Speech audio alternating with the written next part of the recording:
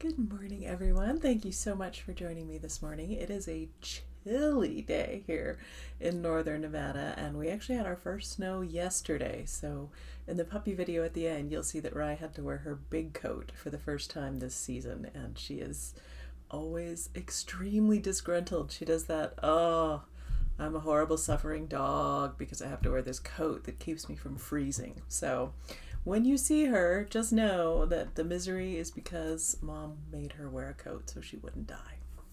Anyway, on a happier note, I'm here with you today. I've got my Santa shirt, I've got my Jingle Ball Swan pants on. I'm ready for a nice cozy day at home, and we might even put up our Christmas decorations tomorrow probably, because I think we all need a little bit of extra cheer right now for lots of reasons. Now, a quick note, the dogs are actually getting ready to go on their walk pretty soon, so we may have to take a pause if they get a little bit overexcited and barky, but otherwise we're just going to keep going.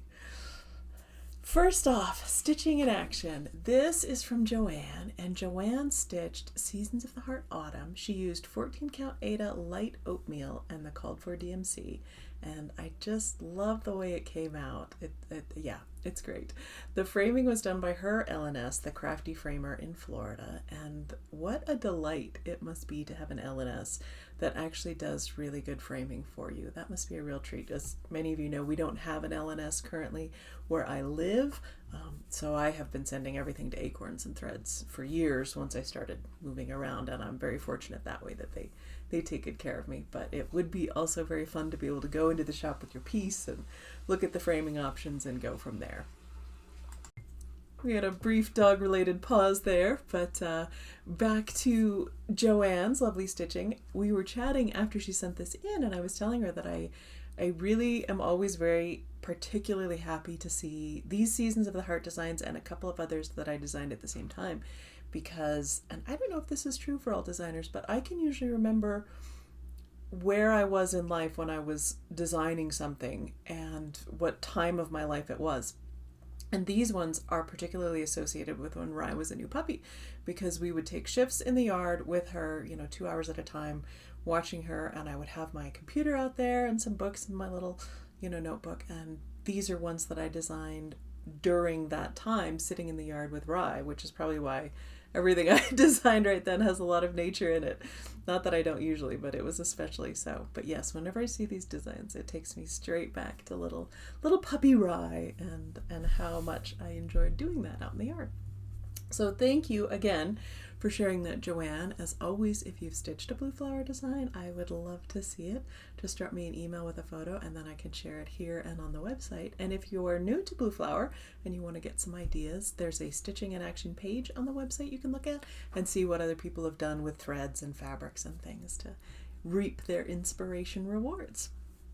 On to what I'm stitching. I actually did get some stitching done, personal stitching, while I was in Arkansas, but I don't have a photo, and right now I'm just focused on stitching the teaching blanks for the Jingle Ball class. So next time, though, I should have something to show.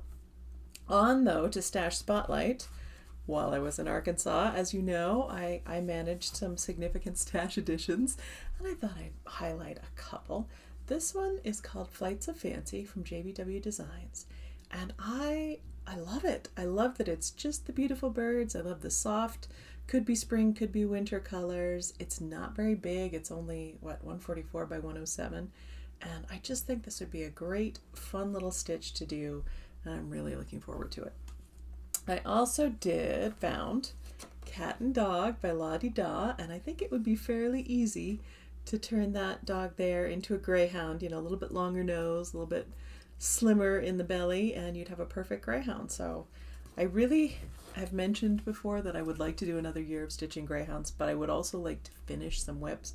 So I'm kind of torn next year what I'm going to do. But I have quite the stash of greyhound designs now. I could probably spend the decade of stitching greyhounds and not catch up. And then the last one to show for today, this is Blue Belsnickle from Notforgotten Farm, and I love Santas that are a not traditional color, so particularly greens and blues, and I just think this little one is so cute. His little paints and his little deer and his pipe. Yeah, that's a fun one. on to the world around.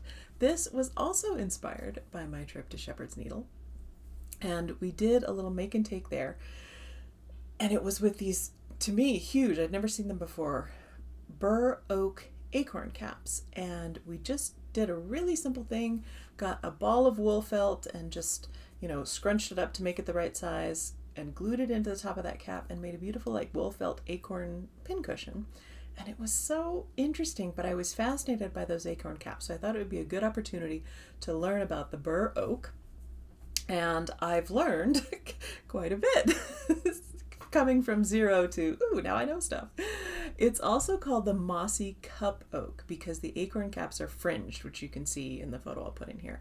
It's native to eastern North America, but it also is what they call a pioneer tree in the West, where it sort of moves into grasslands and has reached all the way to the slopes of the Rocky Mountains, although it's not nearly as large there. It is a very large tree in general. It can reach over 100 feet in height, and it can live in a huge variety of soils. I think although it's slow growing, it can live a very long time, well over 1,000 years, and that's because it is so resilient. So it can live in dry alkaline soil like we have here, all the way through to very wet boggy soils. It has a very thick bark, which makes it the most fire resistant of the oak trees, but it's also tolerant of very cold weather, and it has a huge taproot to withstand drought. So again, very resilient, which gives it this very long lifespan. And it's always astonishing to me to think of a tree living certainly hundreds of years, but 1,000 years of this one plant being in the same place. Now, that said, because it lives in locations that are subject to fire and thrives in those locations, like grasslands, and also in locations where the very slow growing young tree sprouts may get eaten, the roots could be significantly older than the part of the tree that's above ground, because it can have the new tree sprout burned back, eaten off multiple times, and just keep resprouting until it actually gets to a point where it gets big enough that it isn't predated in that way and it can withstand the fire. In the West, it was an emergency source of wood for pioneers who needed a wagon repair or something like that. It has lovely hardwood that's used still in cabinet making. And in the past, it was used as a treatment for heart ailments and as a topical treatment to help wounds heal, which I thought was really interesting. The acorns themselves are a primary food source for a lot of animals. You can see we have excited dogs in the background getting ready to go, but including wood ducks, wild turkeys, white-tailed deer, mice, and squirrels. So I'm going to take a little pause here so they can have their ruckus, and I'll be right back. All right, the dogs have gone off on their adventure, so it's just us now, and I'm moving on to questions. It was such fun in the last video to celebrate the 100. So many of you sent me a question, and I got to answer them, which was a lot of fun. That's what I used to do in the beginning, and kind of got away from it. So it was a real treat. If you do have a question you'd like me to answer in a video, let me know in the comments, and I will try to remember to do that instead of just answering your question in the comments, as I've sort of gotten in the habit of doing. Also, I do have a question for you this time. Given that we've just passed Halloween, I was wondering whether when you get candy or something like that, do you have to sort it by color before you eat it, or by type? I definitely am one of those people who needs to separate. If I get, a couple jelly beans or M&Ms or something, they'll have to be sorted out into their different colors before I can eat them. And so I was just wondering whether that's the case for you as well. On to the giveaway. Last video, we did 10 winners who used the word 100. This was to celebrate 100 episodes of The Blue Flower on Flosstube. And those winners will be able to choose any of my designs. So I'm going to actually take a pause here and just insert the names of all 10 of the winners. If you are one of these, please drop me an email and then send me your mailing address and which chart you would like, or if you want a PDF, just let me know that as well. So here are the winners. If you are one of them, congratulations, and thank all of you for participating.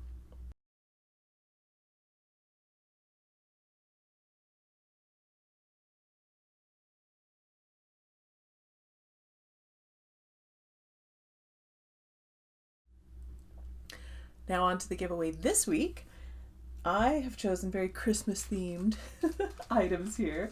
This is a set of Victorian motto threads. It's actually called classic Christmas. You can see why. Lovely greens and blues. They are called Christmas red ribbons, holly wreath, antique red shades, and mistletoe and ivy.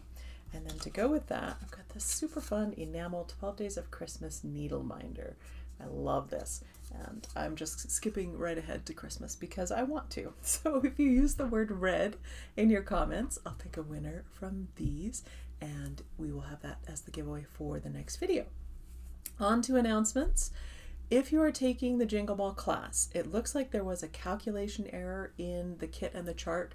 You may run out of Weeks Dye Works grits, and I use the software that I use to design tells me how many stitches are in everything, and then there's a calculator that you use to see if you need more than a skein or how many skeins. And this one, it looks like it just didn't come out right, and that happens sometimes. But if you are stitching on this, I would recommend, if you're at all unsure or you don't have 2 skeins of grits, go ahead and do the big element, the big caribou in the middle with the grits, and then don't start maybe 1 or 2 of the others unless you're sure you have enough. It's easier to just sub DMC 3865 or Acrew for one of the others, but that way you're not caught in the middle of an element trying to get more of the same thread so it doesn't show up. So my apologies for that, and I'm sorry for anybody who got caught in that, but hopefully with a heads up you'll be able to use the grits to do the big element and then sub pretty easily for something else that uses that white color as well. All right, new releases have gone out to the shops. They should be available very soon. We're all building our Jingle Ball shop portals. We've sent in our Jingle Ball videos. I think there's some really fun stuff for you to see. And just as a reminder for those who haven't attended the Jingle Ball before, there's about, oh gosh, 10 or 12 hours of just entertainment video that they play in the main room. So you can buy your Jingle Ball ticket and just put it up there and watch us making our entertainment videos. You can also have, let's see, quite a few designers with an hour or 2 of meet and greet each. You can just listen to those. You don't have to buy anything. You can just relax and enjoy the Jingle Ball experience while you stitch at home in your swan pajamas or whatever pants you have. As I said, I've got my Jingle Ball swan pants on today, but I am really looking forward to seeing so many of you at the ball. In the meantime, it'll be another 2 weeks. We'll have, I think, Thanksgiving in between now and the next video. And I hope you have a lovely holiday if that's one that you celebrate. And I am very much looking forward to our next visit. We've got puppy video at the end, as I said, and thank you so much for joining me today. Bye-bye.